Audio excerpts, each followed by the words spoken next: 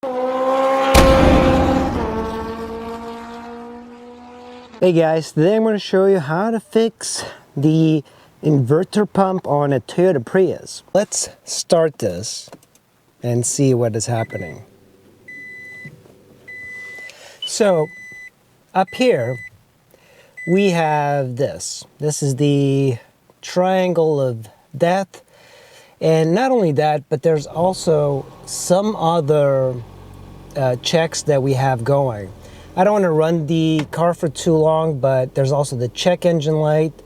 There's some other lights that pop up. Sometimes the ABS system comes on and the AC stopped working. This was on a drive. So this is a faulty thing that happens to Toyota Priuses. You can get one of these scan tools to check the OBD2.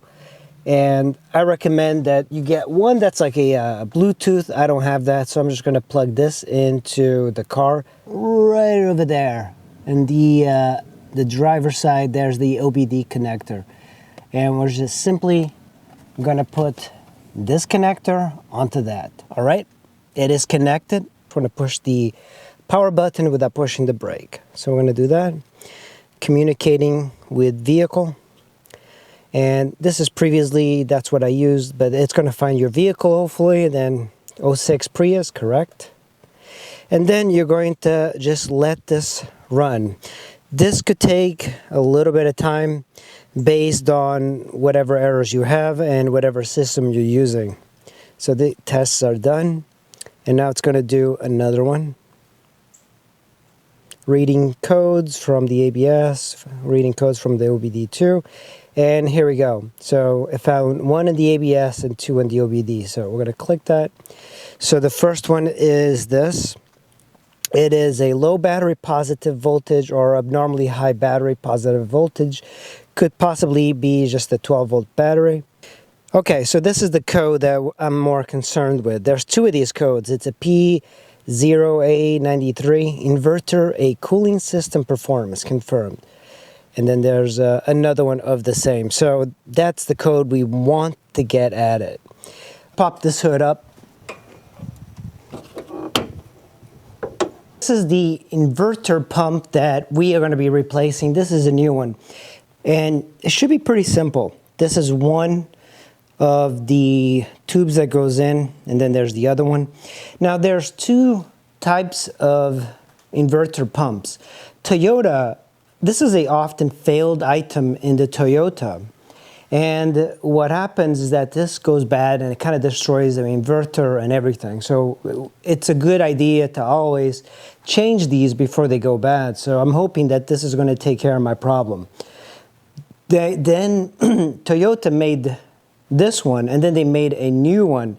Usually it's got the silver clamp here.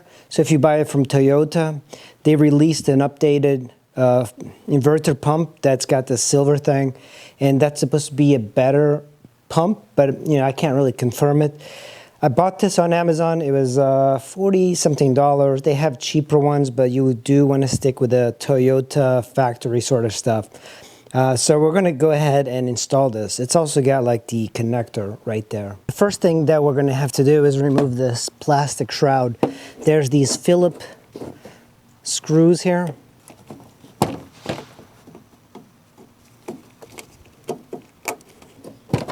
Oh, here we go. And just kind of lift it out. So this pump actually sits over here. So what we have to do is get rid of these brackets. And this is a 12 millimeter. Just try to get rid of that. There's another one over there. Be a little bit difficult to see, but if you put a 12 millimeter here, you should be able to get rid of this bracket. It's just a little difficult getting it off because you need a short socket like this. It's the only way to get it out.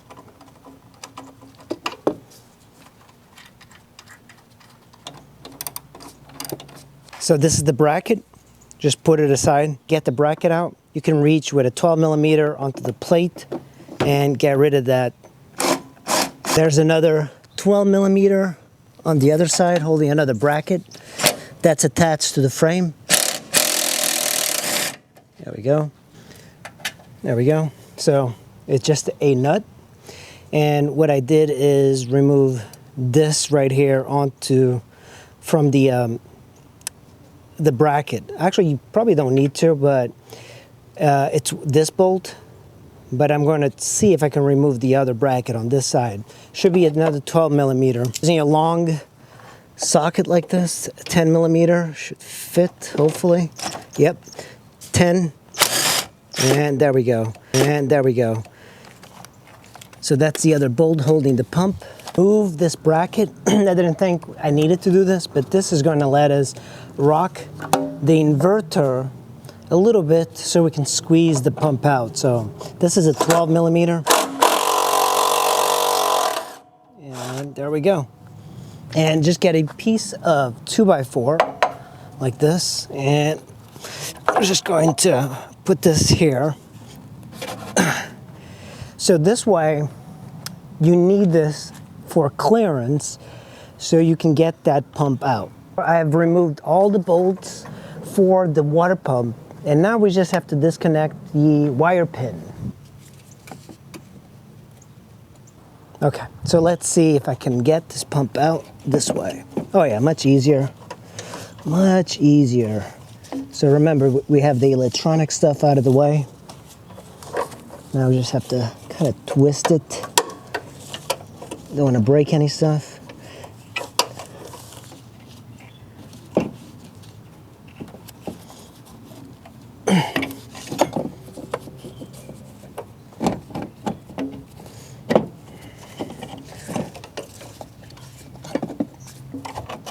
There we go. There we go. All right, so there is the pump. Now the key, what I found of removing it, I think a lot of these videos make it look easy. So step one, unbolt this, lift up the inverter, and then you can get the bolts. So at this point, we do have the pump out. So cables look good, or the hoses look good. There's these clamps here. So that is correct.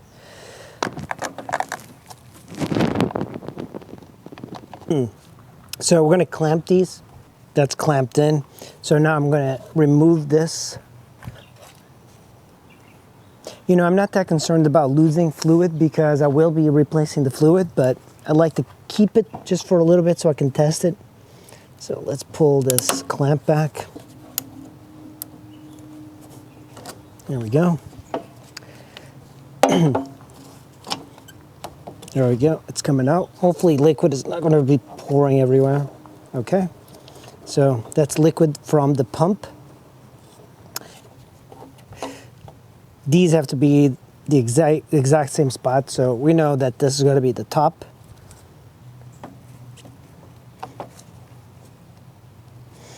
There we go.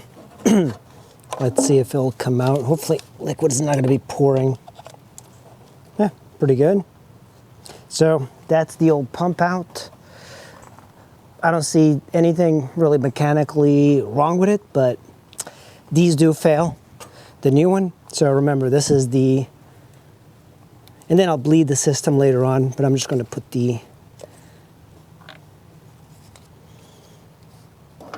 that one goes here.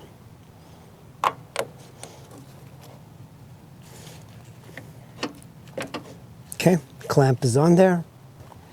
I never really had to do this on a car, so motorcycles are a lot easier to work on as well. Point, you kind of have to wrestle this in here.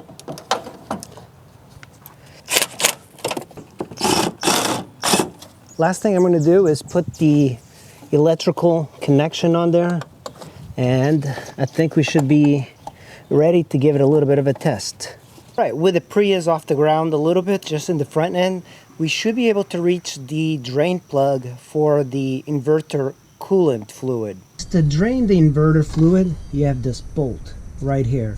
This is next to the transmission, but this is the bolt that we're going to try and loosen off. So to get the inverter drained, you're going to have to use one of these. This is a 15/16 and a very long breaker bar.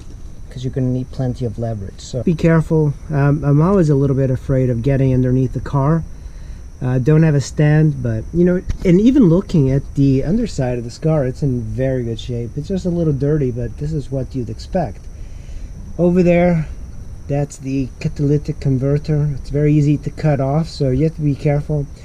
Some people put something to protect it, and you should do it too, because these Prius catalytic converters, they cost like thousands brand new, so be very careful. Put a pan down here, and now I broke it loose, and I should be able to just like remove it, and there goes just a little bit of liquid, but it's gonna pour. So one thing that I should do is just put the pan closer to the top. That way it's not going to be coming down as much. I'm just going to pull out the bolt, and there we go. Lots of pink fluid coming out. Let me find that bolt really quick. Goes all our fluid, and once it kind of does this, just kind of drip, we're going to put in our cap and just tighten it up. And as soon as you're tight enough, that's all you need. Now let's go ahead and pull this out. This is the coolant that you're going to need for the inverter. You're going to need about 4 quarts, and they do something very interesting at the shop. One of these is like 3.8, so I had to go ahead and buy another one. So that means I'll have way extra, but make sure that this is the pink fluid, and you could get a substitute for it, but it's not recommended. A lot of people do stick with this one. This is the Toyota brand. It's expensive. I think it's like $22 per gallon like this. So it's 50/50 pre-diluted, super long life antifreeze coolant. So this goes straight into your system, and I'm going to show you how to do it. Right now I'm just draining it, but remember, you're going to need 4 liters of this, not quarts, and 1 US gallon equals 3.78. so 2 of these bottles are going to be required. All right, I am going to remove this cap. This is the cap for the inverter, and as soon as you do that, there's going to be a lot more fluid coming out, so keep that in mind. This inverter, you can't just simply remove the coolant and add new coolant. You have to bleed the system. To bleed the system, it's very much like a brake system, but the car kind of does a lot of the work for you. This is the bleed valve, and it's a cap, and you might have to use some pliers or something to pull this, putting a lot of pressure, but that's the cap. This pump, this inverter pump, you should change it every 150,000 miles. It does go bad often. It is a weak spot in these Priuses. So this nipple here, this is how we're going to bleed our inverter. It's very stuck on. There we go. So we're going to do a few turns of that, and you can hear the coolant falling off even more. Remember, the car is off. So this is the reservoir. I'm going to put a funnel, and now I'm going to get the first bottle and just going to pour it in. Nope.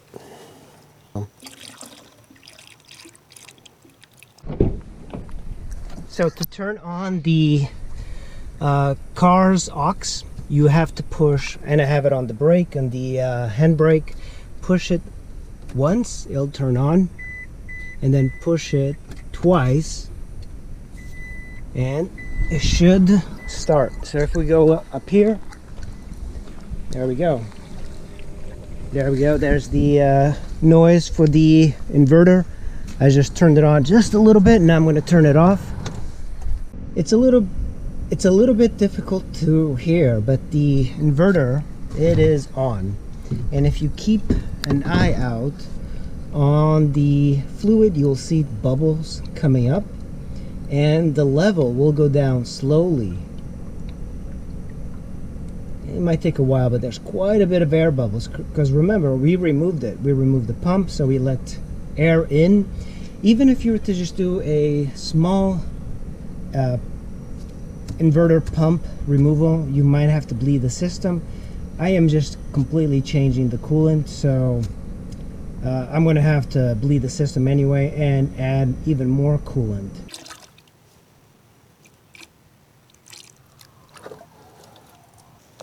I still have plenty of coolant, but before we turn it on to accessory mode, we just want to be able to add it like a little bit at a time.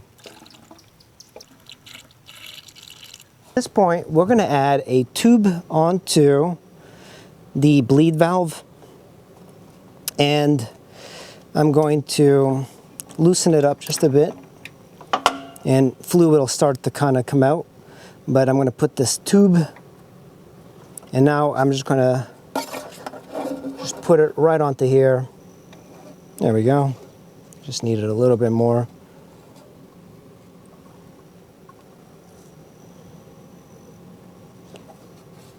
So it's just basically adding it to the inverter, and we're just going to add even more fluid here. Don't let the pump run dry, of course. When you're bleeding this, you know, let this the cap off when it's bleeding, and add as much coolant as you can possibly put onto the reservoir itself.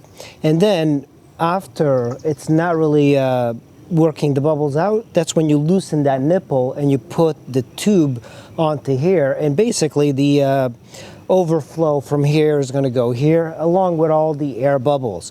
But remember, you have to put it in drive mode or engine mode or aux mode to kick in the inverter.